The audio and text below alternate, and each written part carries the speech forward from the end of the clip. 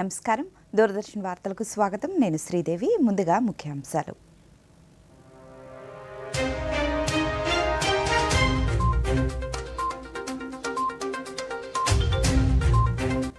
డెబ్బై 77వ గణతంత్ర దినోత్సవ వేడుకలకు ముస్తాబైన భారతావని. జాతిని ఉద్దేశించి ప్రసంగించిన రాష్ట్రపతి, భారత్ ప్రపంచంలోనే 3వ అతిపెద్ద ఆర్థిక వ్యవస్థగా ఎదుగుతోందన్న ద్రౌపది ముర్ము. పద్మ పురస్కారాలు ప్రకటించిన కేంద్రం. 5గురికి పద్మవిభూషణ్, 13 మందికి పద్మభూషణ్, 113 మందికి పద్మశ్రీ పురస్కారాలు.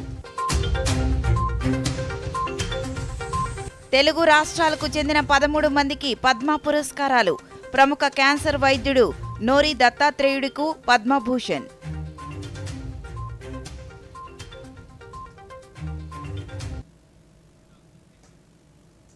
ఇక వివరాలు. రేపు 77వ భారత గణతంత్ర దినోత్సవం. దేశ రాజధాని ఢిల్లీ సహా అన్ని రాష్ట్రాల్లోనూ గణతంత్ర దినోత్సవ వేడుకలు ఘనంగా జరగనున్నాయి. రాష్ట్రపతి ద్రౌపది ముర్ము ఎర్రకోట నుంచి జాతీయ జెండా ఎగురవేయనున్నారు. ప్రతి రాష్ట్రంలో గణతంత్ర వేడుకలు ఘనంగా నిర్వహించనున్నారు. ప్రతి ఒక్కరికి ఓటు హక్కుతో పాటు సమాన అవకాశాలు కల్పించిన రాజ్యాంగం అమల్లోకి వచ్చిన సందర్భాన్ని పురస్కరించుకుంటూ ఈ దినోత్సవాన్ని జరుపుకుంటున్నాము.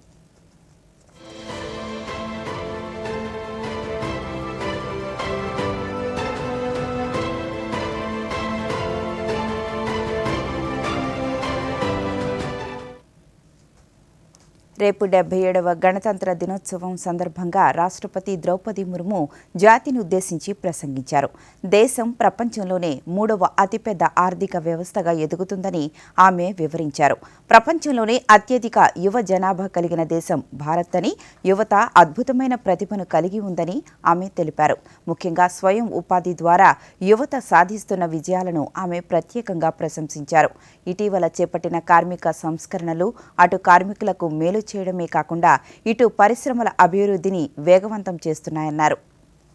वैज्ञानिक और प्रोफेशनल्स देश में नई ऊर्जा का संचार कर रहे हैं तथा विश्व स्तर पर अपनी पहचान बना रहे हैं. आज बड़ी संख्या में हमारी युवा स्वरोजगार की सफलता के प्रभावशाली उदाहरण प्रस्तुत कर रहे हैं. हमारे युवा ही हमारे राष्ट्र की विकास यात्रा के ध्वजवाहक है. मेरा युवा भारत या माय भारत टेक्नोलॉजी की सहायता से संचालित एक अनुभव आधारित शिक्षा व्यवस्था है. ये युवाओं को नेतृत्व और कौशल विकास सहित कई क्षेत्र में उपलब्ध अवसरों के साथ जोड़ती है. हमारे देश में स्टार्टअप की प्रभावशाली सफलता का प्रमुख श्रेय हमारे युवा उद्यमियों को जाता है. युवा पीढ़ी की आकांक्षाओं पर केंद्रित नीतियों और कार्यक्रम के बल पर देश के विकास को गति मिलेगी. मुझे विश्वास है कि वर्ष 2047 तक विकसित भारत के निर्माण में युवा शक्ति की प्रमुख भूमिका रहेगी. प्यारे देशवासियों, भारत विश्व की सबसे तेज गति से बढ़ने वाली बड़ी अर्थव्यवस्था है.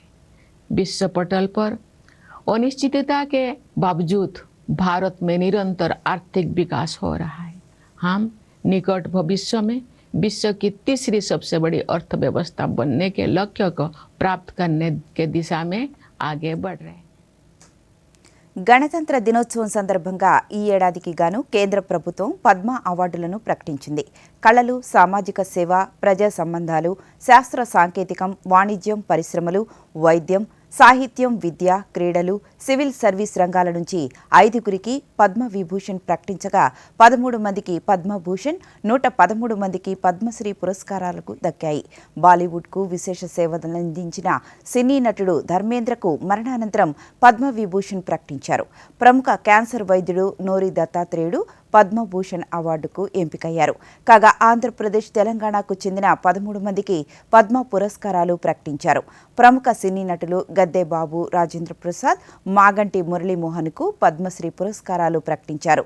గరిమెళ్ల బాలకృష్ణ ప్రసాద్కు మరణానంతరం పద్మశ్రీ ప్రకటించగా సాహిత్యంలో వెంపటి కుటుంబ శాస్త్రికి పద్మశ్రీ ప్రకటించారు.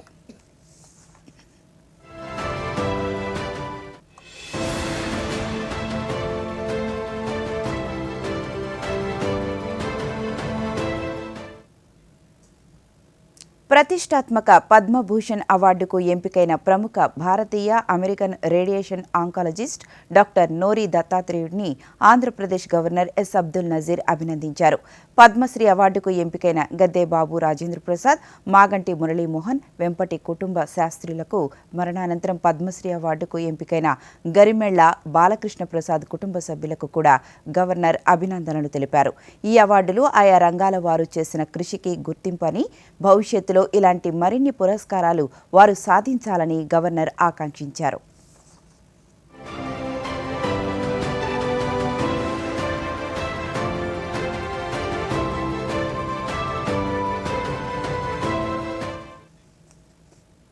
ప్రజాస్వామ్యం కేవలం ఓటర్ల సంఖ్యపై మాత్రమే కాకుండా పౌరులలో ఉన్న ప్రజాస్వామ్య స్ఫూర్తిపై ఆధారపడి ఉంటుందని రాష్ట్రపతి ద్రౌపది ముర్ము పేర్కొన్నారు. న్యూఢిల్లీలో జరిగిన 16వ జాతీయ ఓటర్ల దినోత్సవ వేడుకల్లో రాష్ట్రపతి మాట్లాడుతూ వయసు పైబడిన వారు, దివ్యాంగులు, మారుమూల ప్రాంతాల్లో నివసించేవారు కూడా ఓటు హక్కును వినియోగించుకోవడం ప్రజాస్వామ్య గొప్పతనానికి నిదర్శనమని ఆమె ప్రశంసించారు.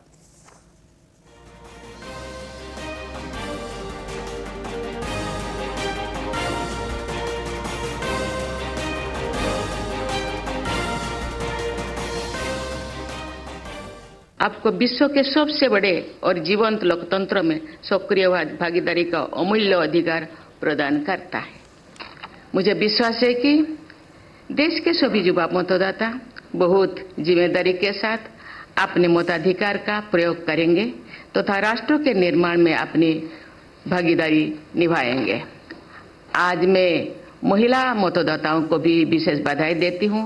विभिन्न चुनाव में भारी संख्या में मतदान करके हमारी माताएं, बहनें, बेटियां हमारे गणतंत्र को और अधिक शक्तिशाली बना रहे हैं. 77వ గణతంత్ర దినోత్సవ వేడుకలకు దేశ రాజధాని ఢిల్లీ ముస్తాబైంది. చారిత్రక ఇండియా గేట్ సహా పలు పర్యాటక ప్రాంతాలు త్రివర్ణ శోభను సంతరించుకున్నాయి. త్రివర్ణ కాంతులతో జాతి ఔన్నత్యానికి, ఐక్యతకు, ఘనమైన వారసత్వానికి ప్రతీకగా నిలుస్తున్నాయి. గణతంత్ర దినోత్సవానికి ముందే ఇండియా గేట్ వద్ద రంగురంగుల విద్యుత్ దీపాల అలంకరణ పూర్తయింది.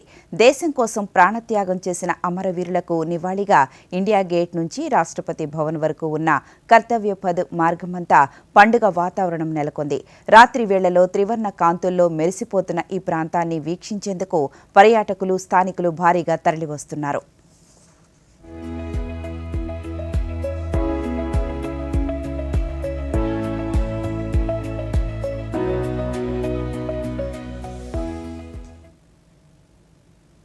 భారత ప్రధాని నరేంద్ర మోదీ ఆహ్వానం మేరకు ఐరోపా సమాఖ్య EU అగ్రనేతలు Ursula von der Leyen, Antonio Costa న్యూఢిల్లీకి చేరుకున్నారు.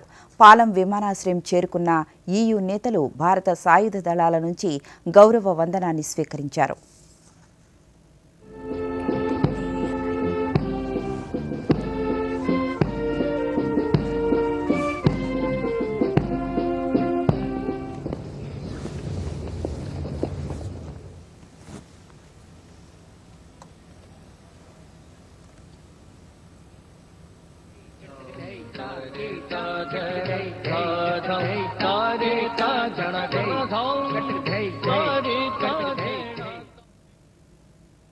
దూరదర్శన్ ఈ ఏడాది రిపబ్లిక్ డే కవరేజ్ కోసం మరో మైలురాయిని అధిగమిస్తూ రిపబ్లిక్ డే పెరేడ్ను అత్యంత స్పష్టమైన 4K రిజల్యూషన్లో ప్రసారం చేస్తుంది.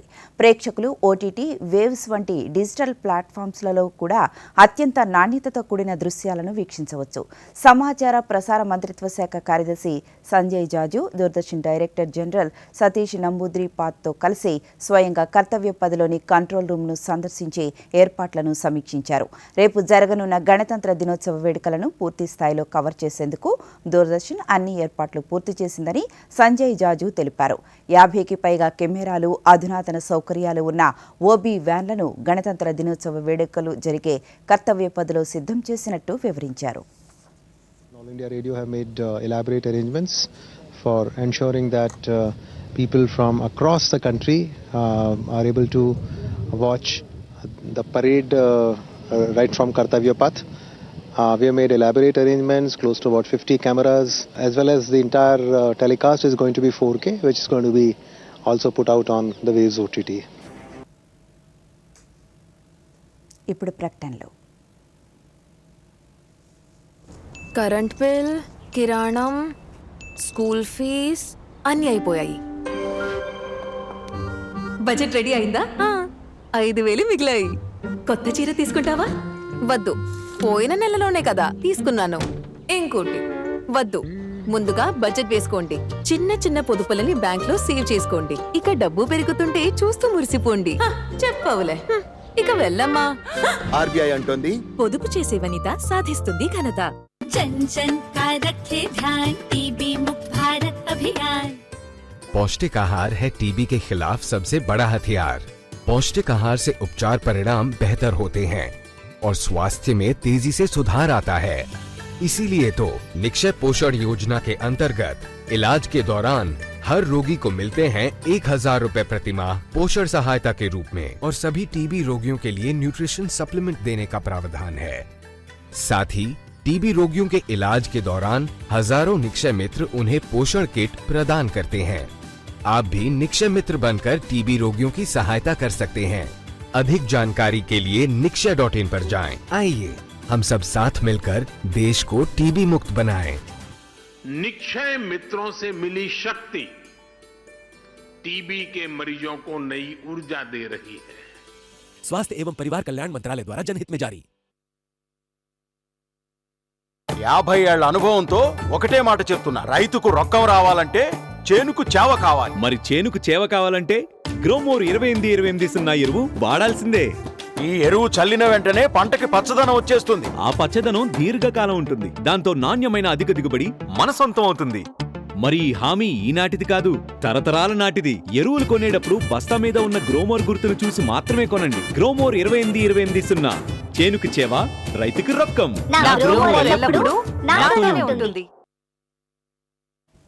తిరిగి వివరాలకు వెళ్తే రేపు 77వ గణతంత్ర దినోత్సవ వేడుకల్లో భారత సైన్యం కర్తవ్య పథపై కేవలం కవాతు మాత్రమే కాకుండా యుద్ధ రంగంలో ఎలా పోరాడుతోందో ప్రదర్శించనున్నారు. గతంలో సైన్యం కేవలం రెజిమెంట్ల వారీగా మార్చి చేసేది. కానీ ఈసారి మొదటిసారిగా యుద్ధ కాలంలో సైన్యం ఎలా మోహరించబడుతుందో అదే క్రమంలో కవాతును నిర్వహించనున్నారు.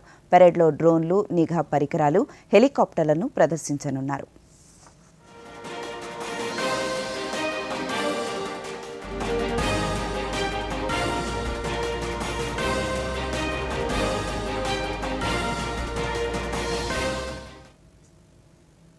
దేశానికి అత్యంత కీలకమైన రోజు అని ప్రధానమంత్రి నరేంద్ర మోదీ మన్ కీ బాత్లో తెలిపారు. జాతీయ ఓటరు దినోత్సవమని, ప్రజాస్వామ్యానికి ఓటరు ఆత్మని పేర్కొన్నారు.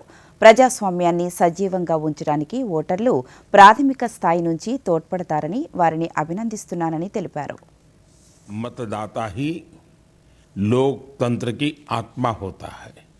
साथियों, आमतौर पर जब कोई 18 साल का हो जाता है, मतदाता बन जाता है, तो उसे जीवन का एक सामान्य पड़ाव समझा जाता है। लेकिन दरअसल ये अवसर किसी भी भारतीय के जीवन का बहुत बड़ा माइलस्टोन होता है। इसलिए बहुत जरूरी है कि हम देश में वोटर बनने का, मतदाता बनने का उत्सव मनाएं। जैसे हम जन्मदिन पर शुभकामनाएं देते हैं और उसे सेलिब्रेट करते हैं, ठीक वैसे ही जब भी कोई युवा पहली बार मतदाता बने तो पूरा मोहल्ला, गांव या फिर शहर एकजुट होकर उसका अभिनंदन करें और मिठाइयां बांटी जाए। इससे लोगों में वोटिंग के प्रति जागरूकता बढ़ेगी। इसके साथ ही यह भावना और सशक्त होगी कि एक वोटर होना कितना मायने रखता है। దేశవ్యాప్తంగా నేడు ఘనంగా 16వ జాతీయ ఓటర్ల దినోత్సవాన్ని జరుపుకుంటున్నారు. ప్రజాస్వామ్య వ్యవస్థలో ఓటరు పాత్రను గౌరవిస్తూ ఈ ఏడాది మై ఇండియా మై ఓట్ ఇతివృత్తంతో వేడుకలు నిర్వహిస్తున్నారు. ఈ సందర్భంగా ప్రధాన ఎన్నికల కమిషనర్ జ్ఞానేష్ కుమార్ ఓటర్లను ఉద్దేశించి మాట్లాడారు. ప్రతి ఒక్కరూ తప్పనిసరిగా ఓటు వేయాలని పిలుపునిచ్చారు. 18 సంవత్సరాలు నిండిన వారు ఓటు హక్కును నమోదు చేసుకోవడమే కాకుండా దేశ భవిష్యత్తును నిర్ణయించడంలో వారి ఓటు ఎంతో కీలకమని తెలిపారు. On 25th January 1950, a day prior to the Republic Day. Every year, we commemorate 25th January as the National Voters' Day, a day dedicated to the electors of our great democracy. The year 2025 has been a year of significant achievements and innovations for the Election Commission of India. In its renewed and dynamic form, the Commission has not only ensured the accuracy and integrity of electoral rolls and made the voting process more accessible to every elector, but has also effectively addressed electoral challenges, thereby strengthening every stage of the electoral process to make it more robust, transparent, and trustworthy. జాతీయ ఓటర్ల దినోత్సవం సందర్భంగా vote హక్కుపై ప్రజలకు విద్యార్థులకు అవగాహన కల్పించేలా జిల్లాలలో పలు అవగాహన కార్యక్రమాలు చేపట్టారు. ప్రజాస్వామ్య పరిరక్షణకు ఓటు ఆయుధమని, రాజ్యాంగం కల్పించిన ఆ ఆయుధాన్ని సమాజ స్థాపన కోసం వినియోగించాలని జిల్లాల అధికారులు విద్యార్థులకు సూచించారు. ఆ విశేషాలను ఇప్పుడు చూద్దాం. అర్హులైన ప్రతి ఒక్కరూ ఓటును కలిగి ఉండాలని కర్నూలు జిల్లా కలెక్టర్ డాక్టర్ ఏ సిరి పేర్కొన్నారు. ఎన్నికల సంఘం ఓటు హక్కు విలువను చాటి చెప్పేలా జాతీయ ఓటర్ల దినోత్సవాన్ని నిర్వహించడం జరుగుతోందని, కొత్త ఓటర్లను ప్రోత్సహించడం, ఓటింగ్ నమోదు సులభతరం చేయడమే ఓటర్ల దినోత్సవం ప్రధాన ఉద్దేశ్యమన్నారు. స్థానిక కలెక్టరేట్ సునైనా ఆడిటోరియంలో ఓటరు దినోత్సవ కార్యక్రమాన్ని నిర్వహించారు. భారత ఎన్నికల కమిషన్ స్థాపనను పురస్కరించుకొని ఏటా జనవరి 25న జాతీయ ఓటరు దినోత్సవం జరుపుకుంటామని, దీని ద్వారా ఓటు హక్కు ప్రాధాన్యతను ప్రజలకు తెలియజేయడమే ప్రధాన లక్ష్యమని తూర్పుగోదావరి జిల్లా incharge collector Y Megha Swaroop పేర్కొన్నారు. రాజమహేంద్రవరంలో నా భారతదేశం నా ఓటు అనే థీమ్తో ఈ సంవత్సరం ఈ దినోత్సవాన్ని జరుపుకుంటున్నామన్నారు. రాష్ట్రంలో, కేంద్రంలో సమర్థవంతమైన ప్రభుత్వాలు ఏర్పాటు ఓటుతోనే సాధ్యమని శాసనమండలి సభ్యులు కంచెర్ల శ్రీకాంత్ యువతకు సూచించారు. కుప్పంలో ఓటరు దినోత్సవ అవగాహన ర్యాలీలో 18 సంవత్సరాలు నిండిన యువత ఓటరుగా నమోదు కావాలన్నారు. ఓటర్ల నిర్ణయాత్మకమైన ఆలోచనలు సమర్థవంతమైన నాయకులను ఎన్నుకోవడానికి దోహదపడతాయని, ఇందుకు ఓటు ఆయుధమని పశ్చిమ గోదావరి జిల్లా సంయుక్త కలెక్టర్ టి రాహుల్ కుమార్ రెడ్డి తెలిపారు. జాతీయ ఓటర్ల దినోత్సవం సందర్భంగా భీమవరంలో సైకిల్ ర్యాలీ నిర్వహించారు. ప్రపంచంలో అతిపెద్ద ప్రజాస్వామ్య దేశం భారతదేశమని అన్నారు. పెద్ద కలలు కనండి, సమాజ మార్పులో భాగస్వాములు అవ్వండని పార్వతీపురం మన్యం జిల్లా collector doctor N Prabhakara Reddy పేర్కొన్నారు. దేశ పటిష్ట ప్రజాస్వామ్య నిర్మాణానికి ఓటు హక్కు ఎంతో కీలకమన్నారు. జాతీయ ఓటర్ల దినోత్సవాన్ని పురస్కరించుకొని ఓటు హక్కుపై అవగాహన కార్యక్రమాన్ని నిర్వహించారు. జాతీయ ఓటర్ల దినోత్సవం సందర్భంగా కాకినాడ జెడ్పీ జంక్షన్ వద్ద నిర్వహించిన ఓటర్ల అవగాహన ర్యాలీలో జిల్లా ఇన్ఛార్జ్ కలెక్టర్ అపూర్వ భరత్ పాల్గొన్నారు. యువత ఓటు హక్కు పొందడం బాధ్యతగా భావించాలన్నారు. ప్రజాస్వామ్యం, ఓటు హక్కుపై యువతకు అవగాహన కలిగి ఉండాలని రాష్ట్ర ఎన్నికల ప్రధాన అధికారి వివేక్ యాదవ్ పేర్కొన్నారు. విజయవాడ తుమ్మలపల్లి కళాక్షేత్రంలో జాతీయ ఓటర్ల దినోత్సవం సందర్భంగా ప్రత్యేక కార్యక్రమం నిర్వహించారు.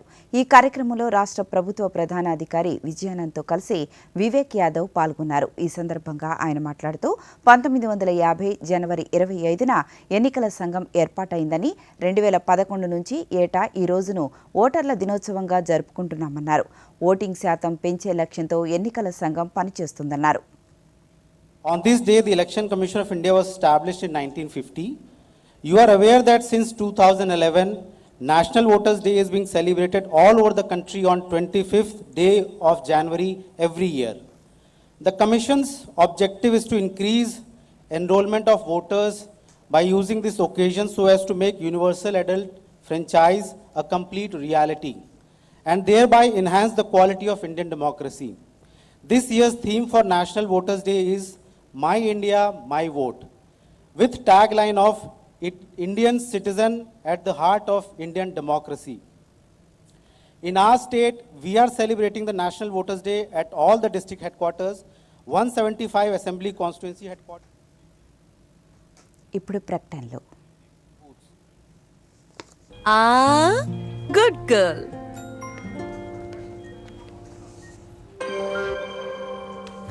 సాలరీ పడిందా? మరిప్పుడు కొత్త కమ్మలా? కాదు, ముందుగా పొదుపు. ముందుగా కమ్మలు. ఇదిగోండి, ప్రతి నెలా కొంత పొదుపు చేయండి, కొంత పెట్టుబడి పెట్టండి, ఇంకొంత ఎమర్జెన్సీ కోసం దాచుకోండి. దీనివల్ల టెన్షన్ ఫ్రీగా ఉంటారు. మరి ఆ కమ్మలు వెళ్తావా లేదా? ఇంజెక్షన్ ఇవ్వనా? ఆర్బీఐ అంటోంది పొదుపు చేసే వనిత సాధిస్తుంది ఘనత.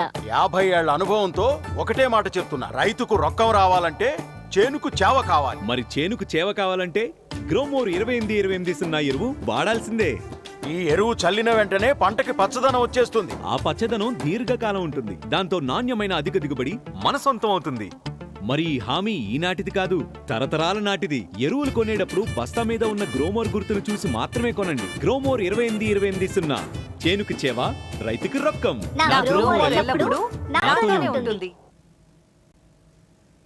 తిరిగి వివరాల్లోకి వెళితే ప్రధానమంత్రి నరేంద్ర మోదీ అనంతపురం జిల్లాలో నీటి సమస్య అధిగమించిన తీరును మన్ కీ బాత్లో ప్రత్యేకంగా ప్రస్తావించారు.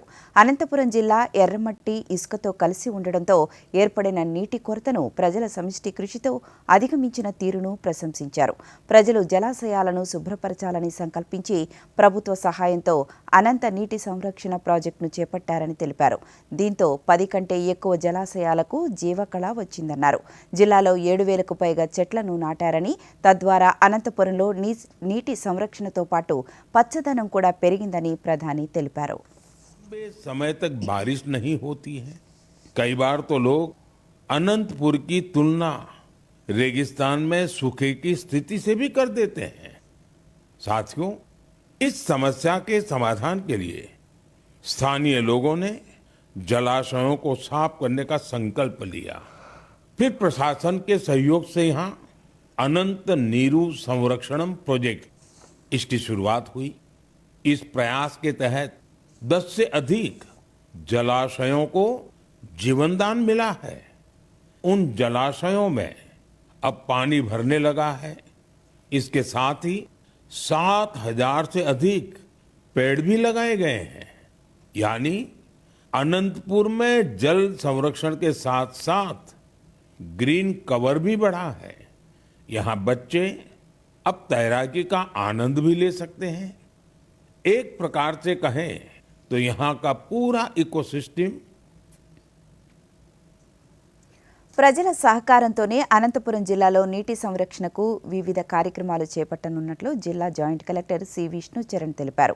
ప్రధానమంత్రి నరేంద్ర మోదీ తన మన్ కీ బాత్ కార్యక్రమంలో అనంతపురం జిల్లాలో చేపట్టిన అనంత నీటి సంరక్షణ ప్రాజెక్టు విశేషాలను దేశ ప్రజలతో పంచుకోవడంపై ఆయన దూరదర్శన్తో మాట్లాడుతూ, జిల్లాలోని కళ్యాణదుర్గం, రాయదుర్గంలో ప్రజల సహకారంతో అటవీశాఖ అధికారులు సుమారు 7,000కు పైగా మొక్కలు నాటారన్నారు.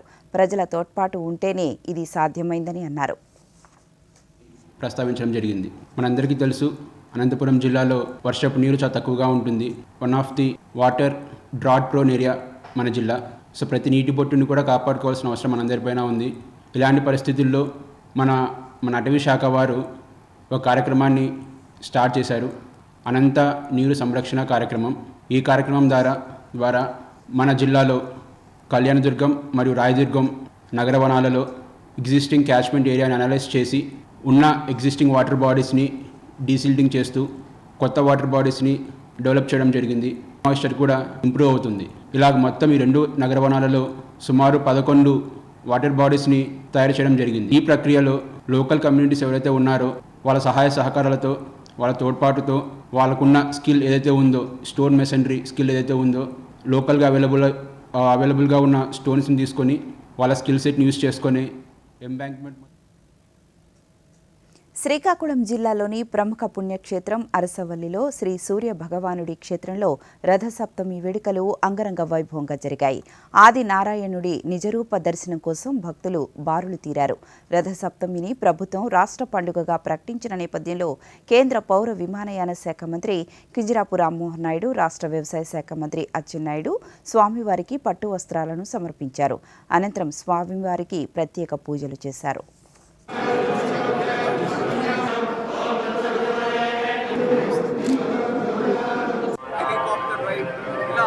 కార్యక్రమాలంటే గతంలో కల్చరల్ ప్రోగ్రామ్ అంటే ఒక కల్చరల్ ప్రోగ్రామ్ పెట్టి ఫినిష్ చేశాము. కానీ ఈసారి హోలిస్టిక్గా ఒక ఈకో సిస్టమ్ లాగా క్రియేట్ చేసి ఈ భక్తిభావం 7 రోజులు. చిత్తూరు జిల్లా కాణిపాకంలోని వరసిద్ధి వినాయక స్వామివారి ఆలయంలో రథసప్తమి వేడుకలను ఘనంగా నిర్వహించారు. అర్చకులు శాస్త్రోక్తంగా కలశ పూజ, ఛత్రస్థాపన, ఇతర పూజా కార్యక్రమాలు నిర్వహించి స్వామివారిని సూర్యరథంపై ఊరేగించారు. కన్నుల పండువగా జరిగిన ఈ వేడుకలను తిలకించేందుకు భక్తులు పెద్ద సంఖ్యలో తరలివచ్చారు.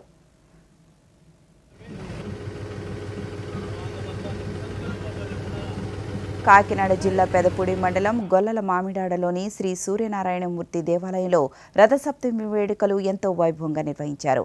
సూర్యప్రభ సేవ, రథోత్సవం, స్వామివారి కళ్యాణోత్సవం అత్యంత వైభవంగా నిర్వహించారు.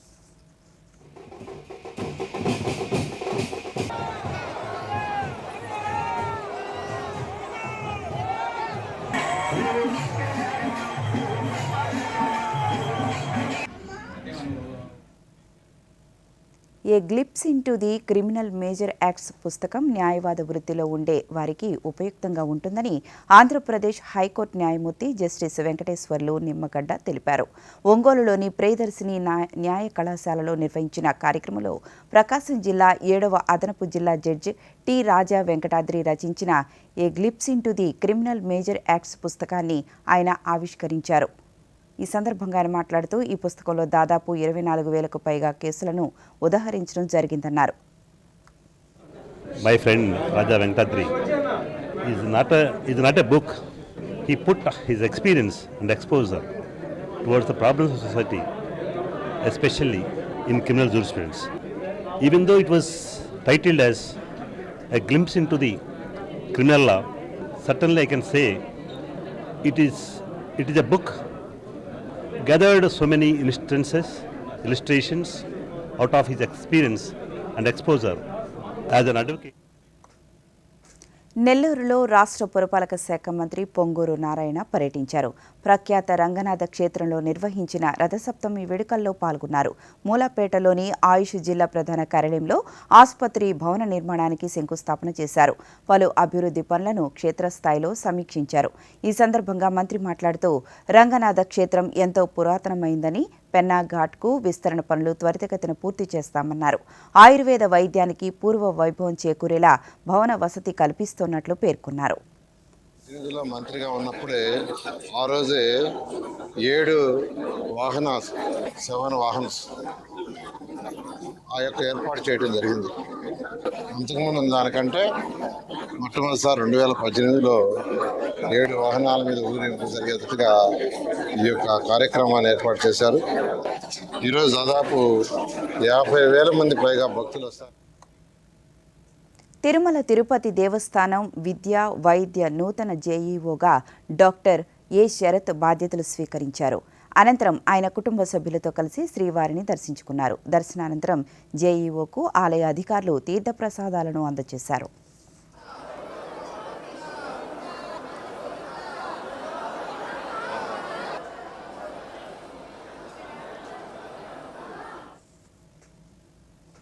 వార్తలు ముగించే ముందు ముఖ్యాంశాలు మరొకసారి చూద్దాం.